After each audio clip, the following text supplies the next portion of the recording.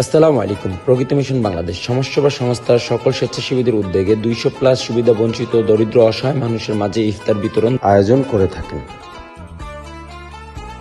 আমাদের সকল স্বেচ্ছাসেবীরা মিলে আলোচনা করি এই অনুষ্ঠানটি কিভাবে গুছিয়ে করা যায়।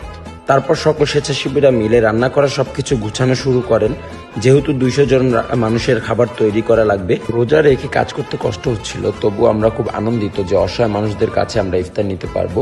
সেই জন্য কষ্টটাকে কষ্ট মনে হচ্ছিল না। আমাদের এই ইফতার আয়োজনে বাহিরের কিছু মানুষ সমাজের অসহায় মানুষের জন্য সাহায্যের হাত বাড়িয়ে দেন এবং জোহরের নামাজের টাইম হতে আমরা নিজের আজান দিয়ে জামাতের আয়োজন করি এবং সেখানে জামাতে সবাই নামাজ আদায় করি।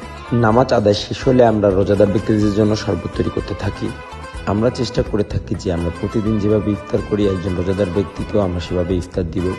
শুকরিয়া আদায় করি, আমাদের সবকিছু সেভাবেই হয় এবং আল্লাহর রহমতে আমাদের সকল খাবারগুলো প্যাকেজিং করা হয়ে যায় এবং তা আমরা প্যাকেট করে উপরে লিখে দিই ইফতার উপহার। ইফতারের সময় হয়ে যাওয়ায় আমাদের সকল স্বেচ্ছাসেবীরা অসহায় দরিদ্র ভাইদের মাঝে ইফতার বিলিয়ে দিতে গাড়ির উদ্দেশ্যে ইফতারগুলো নিয়ে যায়। ইফতার বিতরণের জন্য আমরা সকলে রওনা দিই এবং সকল রোজাদার ভাই বোনদের ইফতার বিতরণের ভিডিওটি পরবর্তী ভিডিওতে পাবেন। অনেকে ভাবতে পারেন যে আমরা লোক দেখানো কাজ করছি, তবে এরকম কোনো কিছুই না। আমাদের এই ভিডিওটি করার একমাত্র উদ্দেশ্য যে আমাদের দেখে মানুষ ইন্সপায়ার হোক এবং সমাজের সকল ভালো কাজ করতে অনুপ্রাণিত হোক।